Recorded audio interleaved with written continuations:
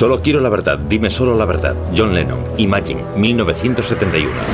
7 de febrero de 1964. En su primera visita a Norteamérica, John Lennon es recibido con los brazos abiertos. Pero a finales de los 60, John Lennon tenía al gobierno americano tras sus pasos. A los Lennon les grababan e intervenían sus teléfonos. Siempre comprometido. Esta es la historia del Beatle que no transigió. El FBI tomó nota de las letras que cantaba Lennon. Es la historia de agentes del gobierno que temían que estuviese involucrado en tramas para impedir una elección presidencial. Es la historia de cantantes, espías y secretos que permanecen ocultos. Era uno de los considerados radicales de los que quería deshacerse el gobierno americano.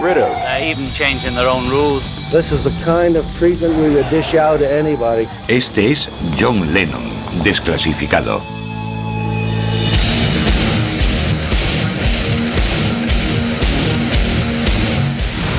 Desclasificado, John Lennon. Marzo de 1966.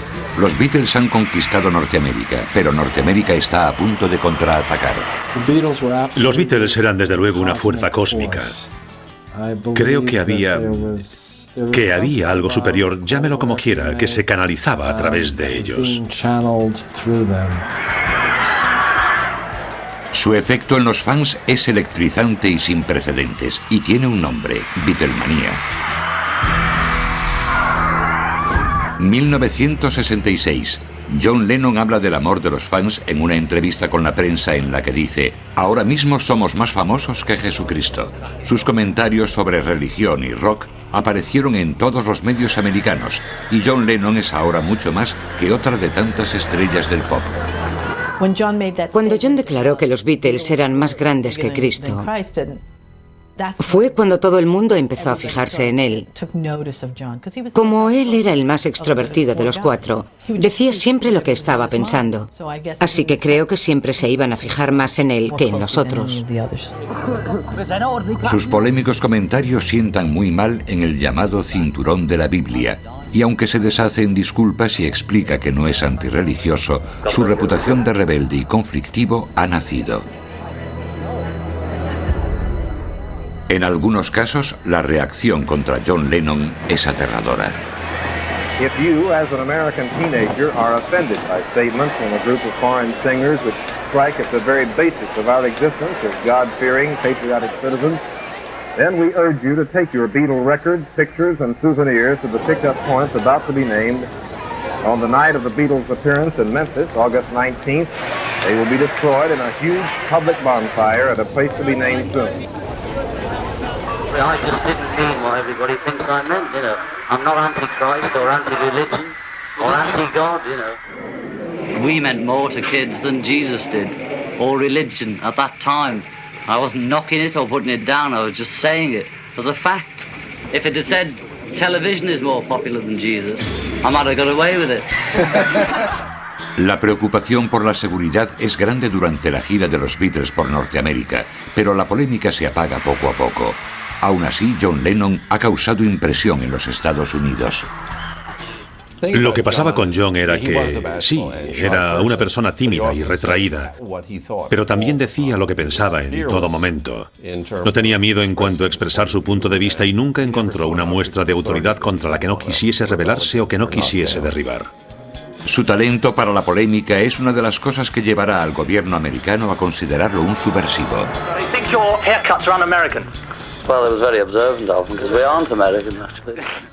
John Lennon tenía una sensibilidad muy especial. Creo que era por naturaleza irónico y sarcástico.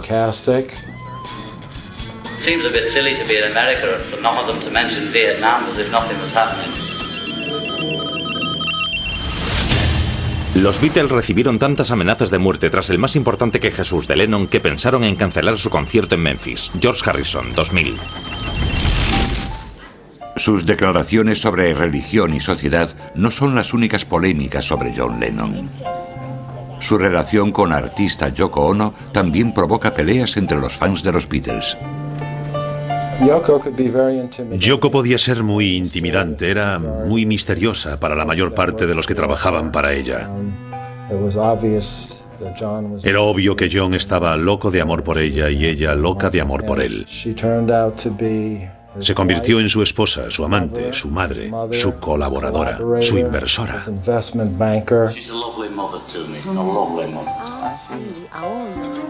Well, that's too long, you see. I only want one line. I know, but you see, in Japanese, I know that you've heard it before. It's wrong in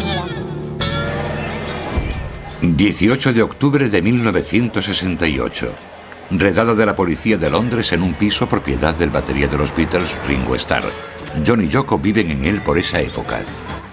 La primera vez que yo supe de John y Yoko es que tenían problemas con las autoridades porque son detenidos por drogas en casa de Ringo. Ringo tenía ese sótano o bajo en algún lugar de Londres. Al mando de la redada está el sargento Norman Pilcher, que ya ha aparecido en los titulares por arrestar a los Rolling Stones y otras estrellas de rock por cargos relacionados con drogas. La fama mundial de los Beatles estaba en su apogeo y había llegado el momento de destruir lo que habíamos creado. Creo que John Lennon y los Beatles se convirtieron en objetivos muy obvios para el sistema. Ya no eran los número uno, los ídolos, sino hombres a los que había que apear de su pedestal. Al principio, John y Yoko niegan la entrada a la policía, pero cuando entran, un perro adiestrado descubre una pequeña cantidad de hachís o resina de marihuana escondida en un baúl. John fue bastante noble. Aparte de denunciar públicamente cómo los habían maltratado, se hizo responsable de todo al declarar que Yoko no tenía nada que ver con aquello. Lennon es condenado a pagar únicamente el equivalente a $200 por el delito, pero el arresto por drogas le traerá problemas años después en Norteamérica. El sargento Pilcher de la policía comete perjurio y es encarcelado, aunque Inglaterra no invalidará la sentencia de John Lennon. 1968. Mientras John y Yoko se defienden de los cargos por drogas en Londres, en Norteamérica los estudiantes se manifiestan apasionadamente en contra de la postura del gobierno sobre la guerra de Vietnam. Es año de elecciones y ese verano muchos llevan su lucha contra la guerra a la convención del Partido Demócrata en Chicago. El alcalde Daley se niega a permitir la que habría sido una manifestación muy numerosa. Así que se convirtió en una batalla por ejercer el derecho a protestar en las calles, aunque los permisos no se habían concedido. Lo que significaba que podían arrestarte en cualquier momento. Y eso supuso unos 5 días de enfrentamientos en la calle. Una persona asesinada, muchos otros apaleados, incluso periodistas, porque no querían que el mundo lo viese. Tom Hayden es uno de los 7 de Chicago, líderes de las protestas que están siendo juzgados por conspiración. The chief street tactician is Tom Hayden, student leader. But you're going to march anyway. Are you expecting trouble? We expect to march. What does we expect trouble all the time. We're coming to Chicago by the tens of thousands, whether or not there are any permits given. Después de que Nixon fuese elegido unos meses más tarde, tras prometer que acabaría con el desorden, nuestro caso se volvió prioritario y fuimos procesados y acusados de conspirar, lo que legalmente significa actuar en paralelo, para organizar las revueltas de la convención.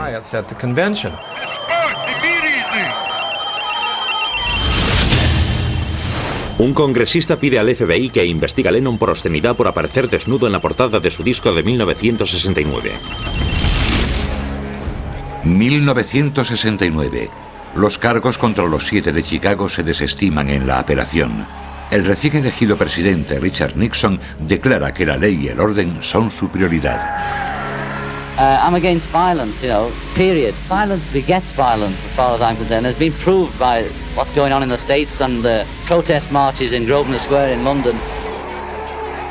John y Yoko están abiertamente en contra de las protestas violentas. Como artistas y performers, crean eventos para los medios como permanecer en la cama por la paz en Ámsterdam y Montreal. I'm using my money and my time to promote peace. And when the money runs out, the time runs out, we should have peace by then. Pero no es el movimiento por la paz lo que llevará a John y Yoko Ono a Norteamérica. sino la búsqueda de la hija de Yoko, Kyoko Cox. Kyoko Cox era la hija de Yoko Ono, fruto de su primer matrimonio con su marido Tony Cox. Recuerdo a Kyoko como una hermosa niña. Un día Kyoko y Tony Cox desaparecieron sin dejar rastro. John y Yoko tienen que seguirlos a los Estados Unidos si quieren ver de nuevo a Kyoko. El 23 de marzo de 1970, John Lennon y Yoko Ono vuelan a Nueva York en busca de la hija de Yoko. Es allí donde toman contacto con la izquierda radical y es allí donde el FBI comienza su vigilancia. A pesar de sus declaraciones en favor de la paz, están a punto de entrar en un juego muy peligroso. Septiembre de 1971. El americano medio no cree lo que dice John Lennon. Por sus comentarios sobre los Beatles y la religión y los cargos por drogas en Inglaterra, no es ya el ídolo de Liverpool al que dieron la bienvenida años atrás. Ahora ha vuelto a Norteamérica con una misión. Yoko intentaba desesperadamente encontrar a Kyoko, hija de un matrimonio anterior con Tony Cox, que se la había llevado y la mantenía oculta. Ni John ni Yoko son ciudadanos norteamericanos, y ninguno de ellos sabe cómo encontrar a Tony Cox y a Kyoko. Su búsqueda se prolongará durante años. Creo que era un asunto muy íntimo para John y Yoko encontrar a Kyoko. Me parece que contrataron detectives privados para ello. 1971. John y Yoko se establecen en Nueva York para intentar encontrar a Kyoko y vivir juntos en Norteamérica. Casi inmediatamente se rodean por radicales neoyorquinos como Jerry Rubin y Abby Hoffman, dos de los compañeros de Hayden en Los 7 de Chicago. Apenas se dan cuenta de en qué se están metiendo.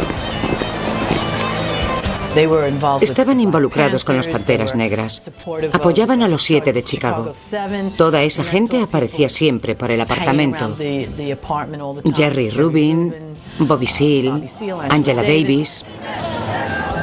Informes desclasificados del FBI demuestran que ya estaban espiando a algunos de los nuevos amigos de John y Yoko.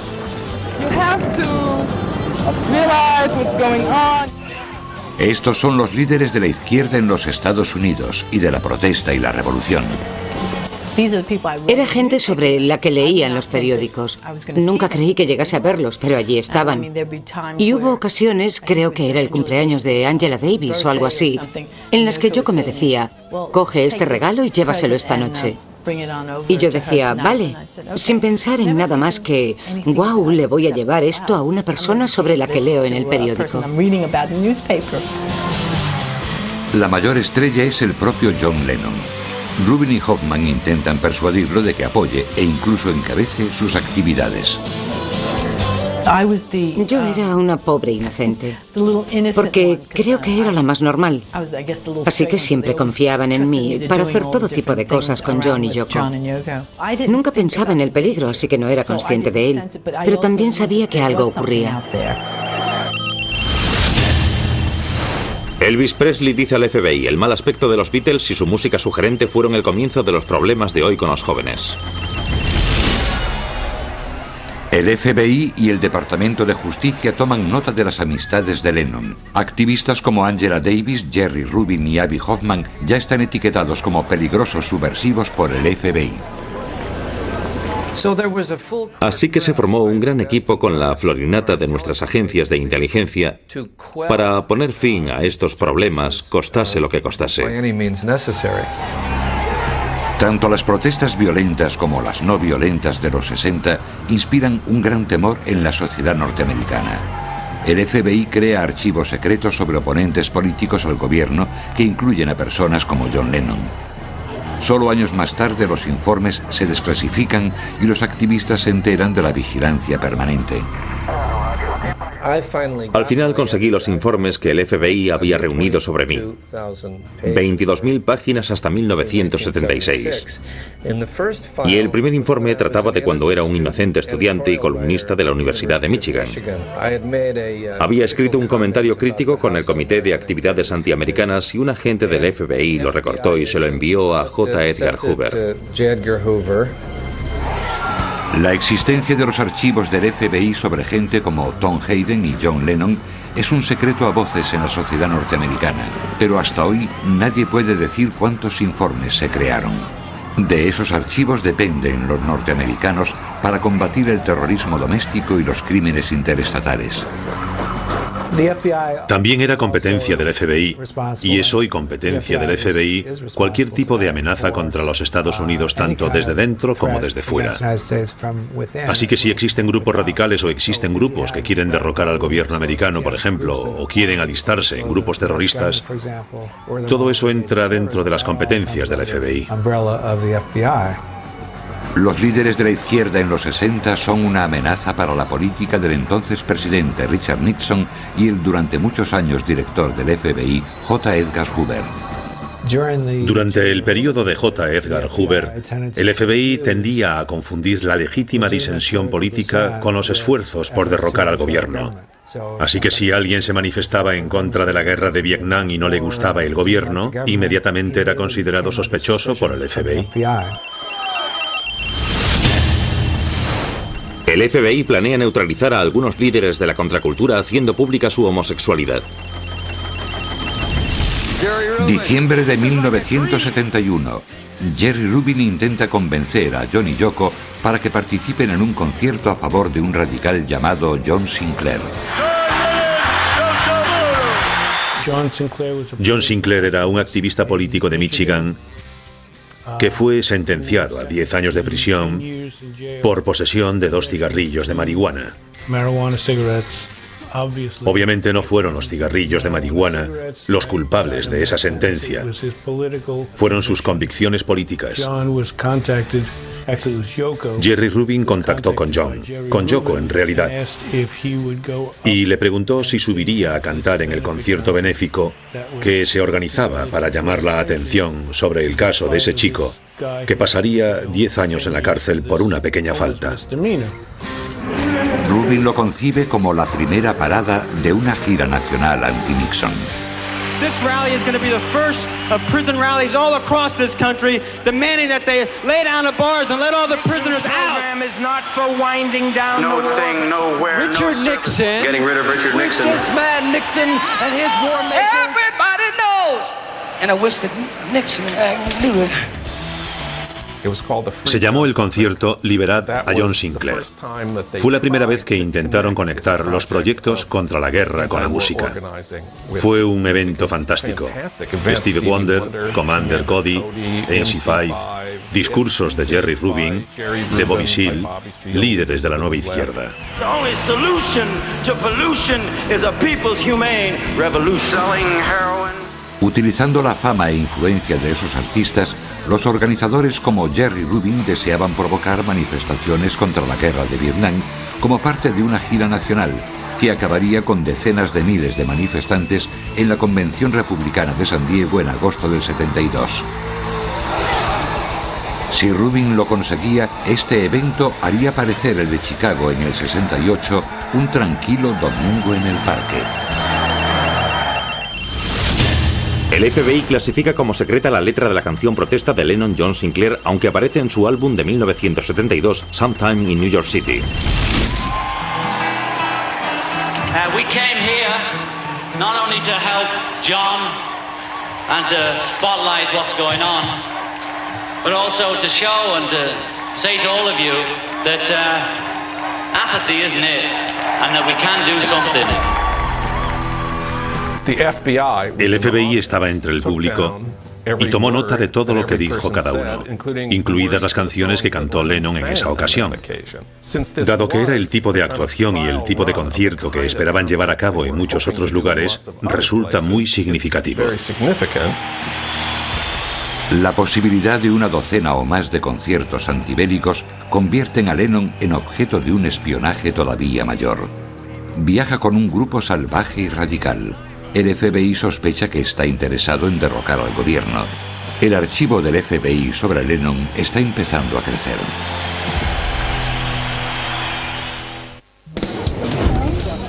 Enero de 1972, Nueva York. Richard Nixon es presidente y responsable de los más violentos y trágicos días de la guerra de Vietnam. John Lennon y Yoko Ono han unido sus fuerzas a las de los más conocidos activistas contra la guerra y han provocado que el FBI abra un nuevo informe sobre ellos. No es que viesen a John como una amenaza, es que John era una amenaza real para los Estados Unidos, porque quería usar su poder, como la gigantesca celebridad que era, con cientos de millones de personas pendientes de sus palabras en todo el mundo para intentar que la guerra terminase. Según la perspectiva del FBI, el radical cambio social que los activistas propugnan a finales de los 60 y principios de los 70 parece amenazar la ley y el orden. Revueltas y bombas han dividido a la sociedad y un líder carismático como John Lennon podría incitar a muchos a actuar. Fue significativo porque 1972 fue el primer año en que se dio el derecho al voto en los Estados Unidos a los que tenían 18 años y no 21 como hasta entonces. Todo el mundo pensaba que los jóvenes eran un sector antiguerra y por ello un sector anti-Nixon, pero también se creía que los jóvenes no eran demasiado partidarios de registrarse y votar. Así que para el sector anti-Nixon y antiguerra el problema era cómo aprovechar la oportunidad y conseguir que los jóvenes se registrasen. Lennon quiso ayudar.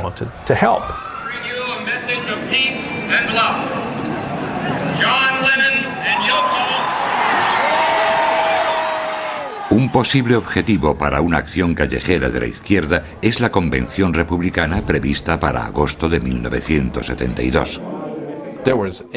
Había reuniones eternas con Jerry Rubin y Bobby Seale, y la idea era, ya sabes, impedir la convención.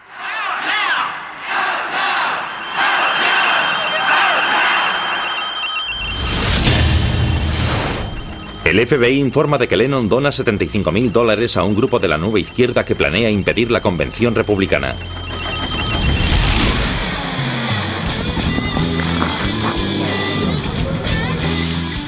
La guerra de Vietnam continúa. Las protestas se hacen más violentas y la reacción del gobierno más opresiva. Archivos desclasificados del FBI muestran la creciente frustración del gobierno. Este es un informe del FBI con fecha del 27 de mayo de 1966. Dice que para intentar descubrir, impedir o neutralizar las actividades de la nueva izquierda, el FBI se enfrenta a una situación sin precedentes porque, primero, la nueva izquierda es difícil de definir con precisión. Y segundo, por la total indiferencia de la nueva izquierda por las leyes sociales y morales y las ventajas sociales. Creemos que el inconformismo en el vestir y el lenguaje, el desprecio por la higiene personal, la obscenidad hablada y escrita, la evidente promiscuidad sexual, la experimentación con las drogas, las ropas descuidadas, el pelo largo, calzar sandalias y lucir adornos extravagantes, llevan a desestimar cualquier intento por ridiculizar a estas personas. Pero hay una gran diferencia entre John Lennon y activistas contra la guerra como Tom Hayden.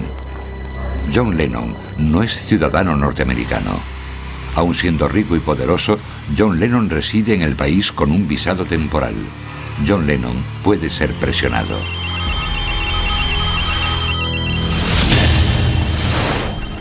Los informes del FBI afirman que John y Yoko grabaron una cinta de media hora para la radio de Vietnam del Norte.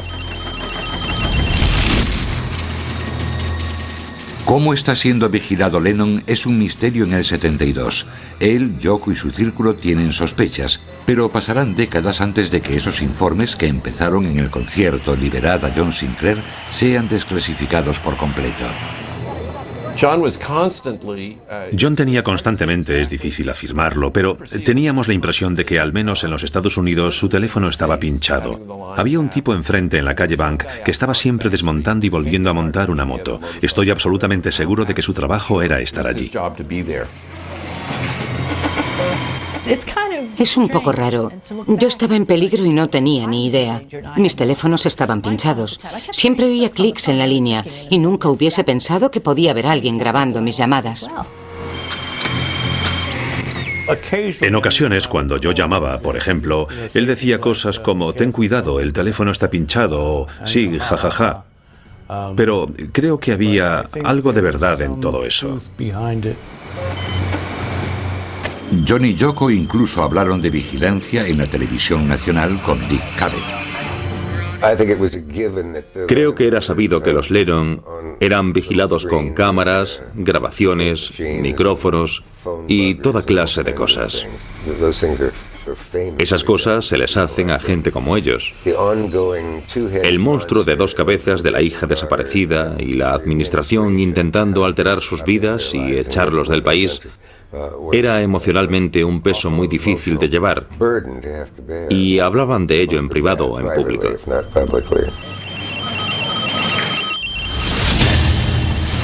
A pesar de meses de vigilancia e investigación, casi todos los informes del FBI tienen equivocada la dirección de Lennon. El arresto de 1968 en Londres ya había complicado la vida de John Lennon. Las leyes de los Estados Unidos son muy estrictas para los convictos por consumo de drogas. La primera vez que John quiso entrar en los Estados Unidos y establecerse allí, tuvimos grandes problemas para conseguir los visados y demás. Y no ayudaba el que dijese ciertas cosas en público sobre la guerra de Vietnam. El presidente Richard Nixon es la clase de autoridad que a John Lennon le encanta criticar. Una serie de conciertos anti-Nixon pondrán a Lennon ante una nueva audiencia. Tenía talento para causar roces con la autoridad que actuase, ya sabe, de modo equivocado. Lo hacía sin querer, era espontáneo. John Lennon no lo sabe, pero el archivo sobre él sigue creciendo. Hay infiltrados en su círculo más íntimo y sus escritos y canciones son escrutados en busca de mensajes ocultos. Todo este espionaje tiene un objetivo: expulsar a Lennon de los Estados Unidos.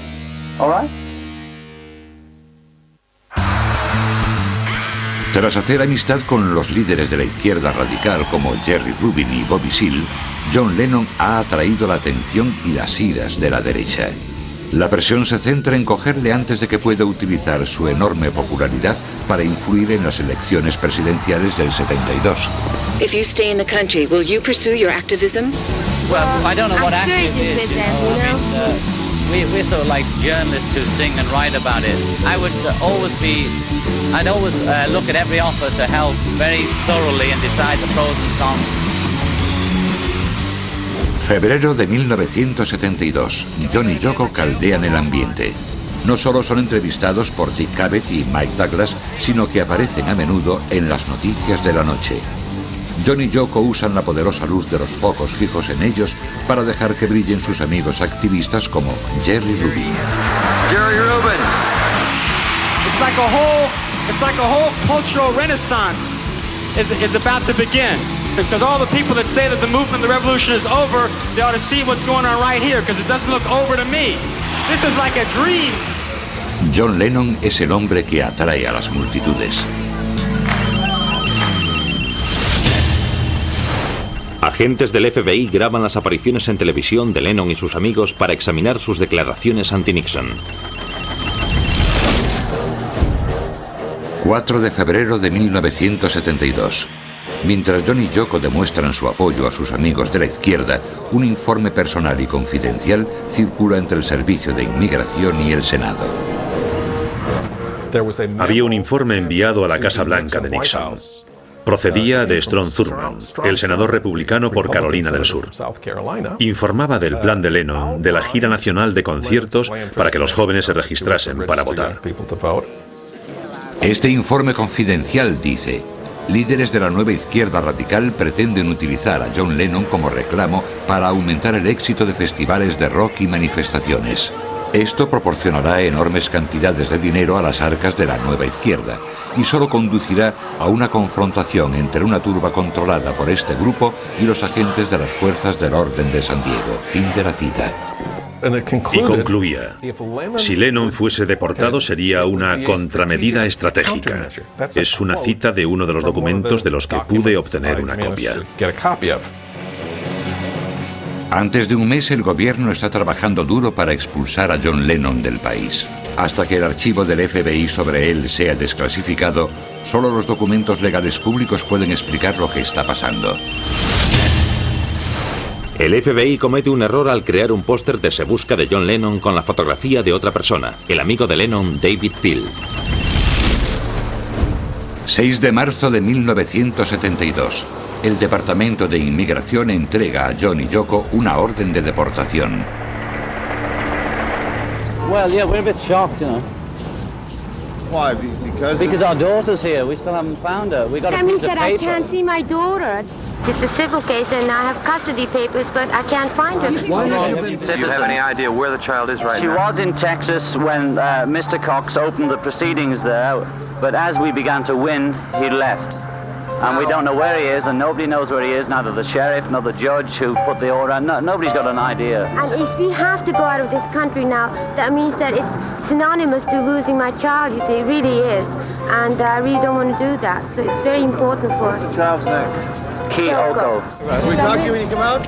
All I care is really her happiness, so I just feel that she needs to see her mother as well as to see her father. Why have you been seeking her custody?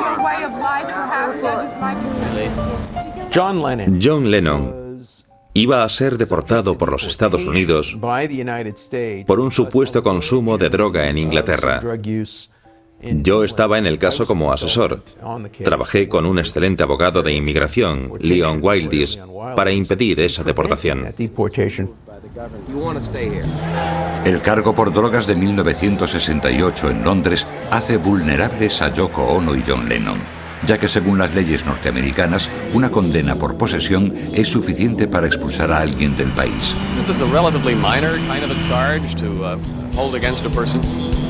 The conviction for marijuana? No. Unfortunately, the law denounces it, and while that stands, there's no form of relief that's possible in his case. This is the law, and there's no way of overcoming that. Y por supuesto todo era una fachada. Iba a ser deportado por ser quien era, por sus canciones y su compromiso con el movimiento pacifista. Era una de esas personas, uno de esos llamados radicales peligrosos de los que querían librarse los Estados Unidos. They're even sort of changing their own rules to get us, you know, just because we're peaceniks, really. And you don't think there's any possibility that the government is trying to harass the Lennons? Absolutely not. This is the kind of treatment we would dish out to anybody convicted of a narcotics offense. A few friends of ours in the pop business have exactly the same conviction as me and are allowed to come and go as free as they like. They just don't happen to have the same point of view as me, or they don't state it. Will you now stop speaking out against the war? No, nothing will stop me, and whether I'm here or wherever I may be, I'll always have the same feelings and say what I feel, you know. Agentes del FBI acusan a John y Yoko de utilizar la desaparición de Kyoko como excusa para evitar ser deportados. Muchos famosos salen en defensa de John y Yoko. Después de uno de los dos programas que hice con ellos, dijo: ¿te importa venir y decir algo en mi defensa delante de los abogados en el juicio? Y yo no vacilé ni por un momento. Dije: claro, por supuesto.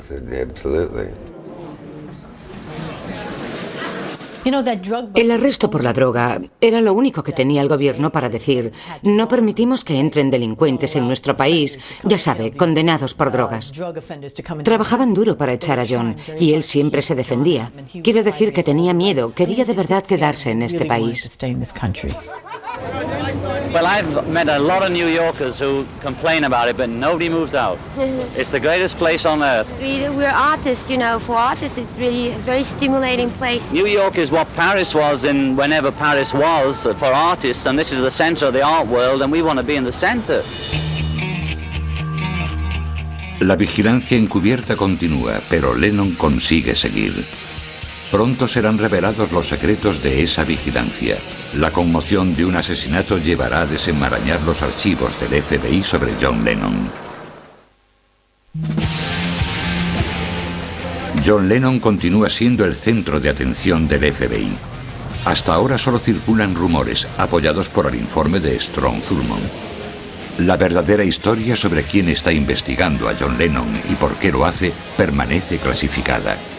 Las pruebas de peso se encuentran en archivos secretos. Lennon afirmaba que su condena por drogas era solo un pretexto para expulsarlo del país debido a su activismo político, su postura contra la guerra y sus críticas en público hacia Nixon. Lo que Lennon decía tenía sentido. Por otro lado, la ley era la ley en aquellos días. La investigación secreta permanece oculta, pero tiene graves efectos. John Lennon no encabezará la serie de conciertos. La explosiva contramanifestación en la Convención Nacional Republicana de 1972 nunca tendrá lugar. Richard Nixon consigue la reelección en un ambiente de conmoción. Según lo ocurrido en el juzgado de inmigración, Lennon estaba bajo una orden de abandonar el país antes de 60 días, comenzando en febrero de 1972. Y eso podía seguir posponiéndose y ampliándose, pero durante casi 2 años la amenaza de ser deportado en un mes o 2 pendió sobre su cabeza en todo momento. La controversia se convierte en una prolongada y constante batalla legal para conseguir los visados de la pareja. Tras años de batallas legales, en 1976, él y Yoko Ono consiguen el derecho a permanecer en los Estados Unidos.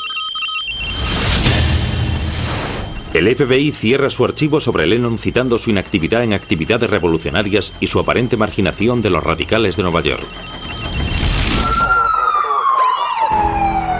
Former Beatle John Lennon was shot and killed in front of his home on Manhattan's Upper West Side tonight.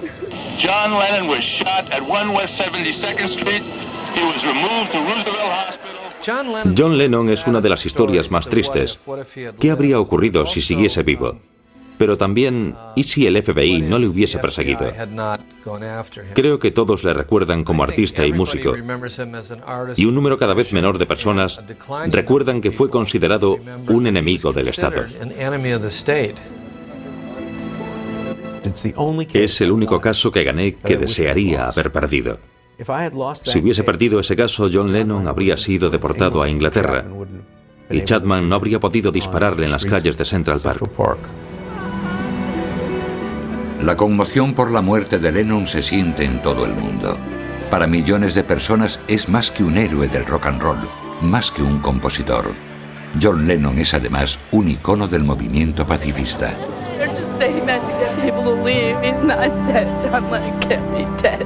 It's like shooting a friend, you know, it's like a death in the family. It really happens. John Lennon was the greatest person in the world. He held aloft a light in a world made dark by war and violence. Su muerte violenta contradice todo por lo que luchó, y su juventud convierte su pérdida más que en una conmoción en una tragedia. La voz de una generación ha sido acallada. Yo era un fan de Lennon, claro. Soy parte de la generación que creció con los Beatles y cuando dispararon a Lennon en diciembre de 1980, quise escribir algo sobre él.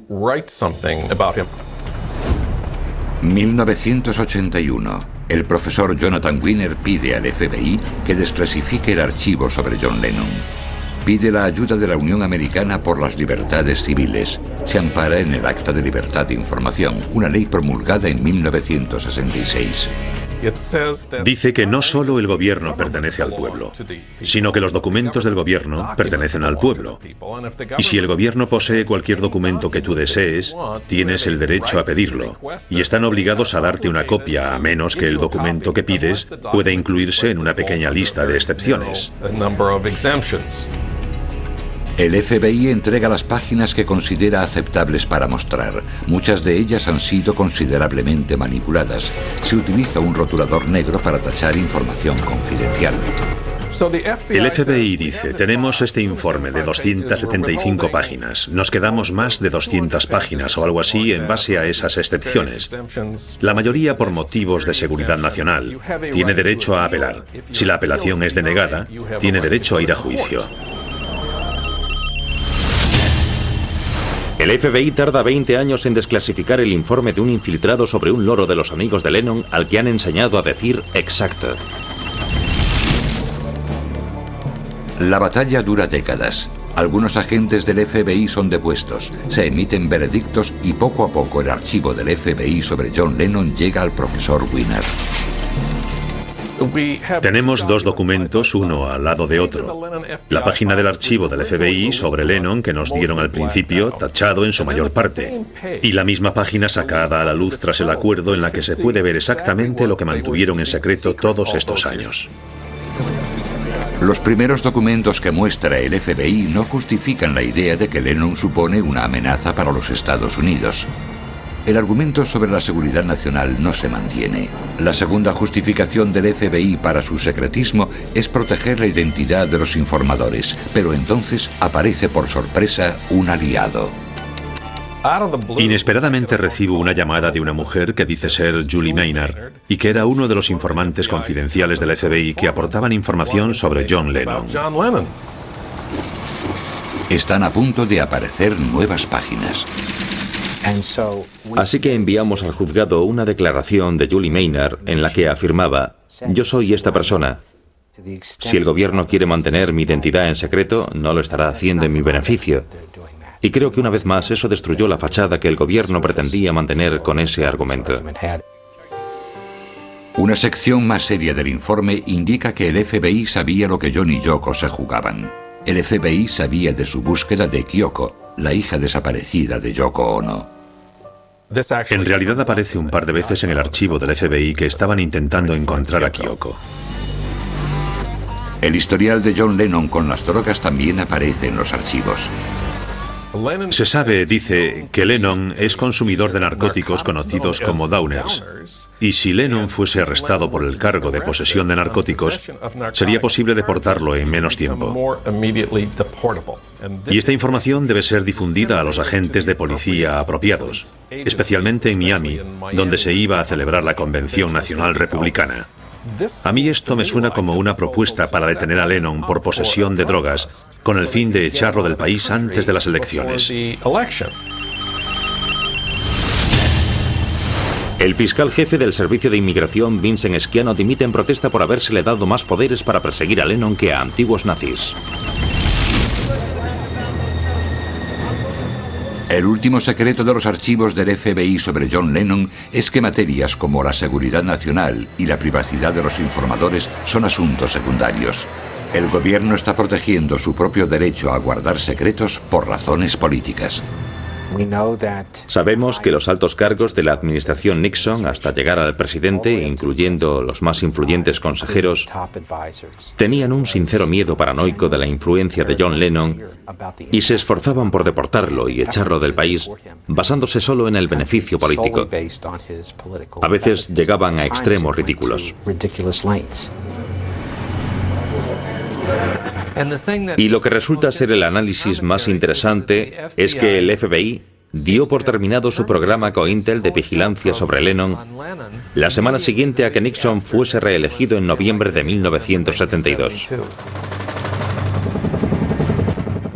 El FBI trabajaba con la Casa Blanca de Nixon y el Servicio de Inmigración para instruir el caso de deportación de Lennon. De eso trata en realidad el archivo del FBI sobre Lennon. Así que solo se trataba de utilizar una agencia de incógnito para cazar a alguien, a un artista, por aportar su enorme influencia y talento a la política durante unas elecciones. Pero la historia de John Lennon y el FBI no termina aquí. Hay 10 páginas de las 275 originales por las que todavía se lucha en los juzgados. Las 10 páginas que todavía retienen y que nosotros todavía estamos intentando que salgan a la luz, nos han dicho que contienen información proporcionada por un gobierno extranjero bajo la explícita promesa de confidencialidad. Ni siquiera se nos permite saber de qué gobierno extranjero se trata. Es confidencial. Pero podríamos especular que quizás no sea Afganistán. Quizás sea Inglaterra. Décadas después de su muerte, nuevos secretos salen a la luz sobre la vigilancia del gobierno a John Lennon. Quizás John Lennon lo dijo mejor cuando escribió "Dime solo la verdad". A la memoria de John Lennon.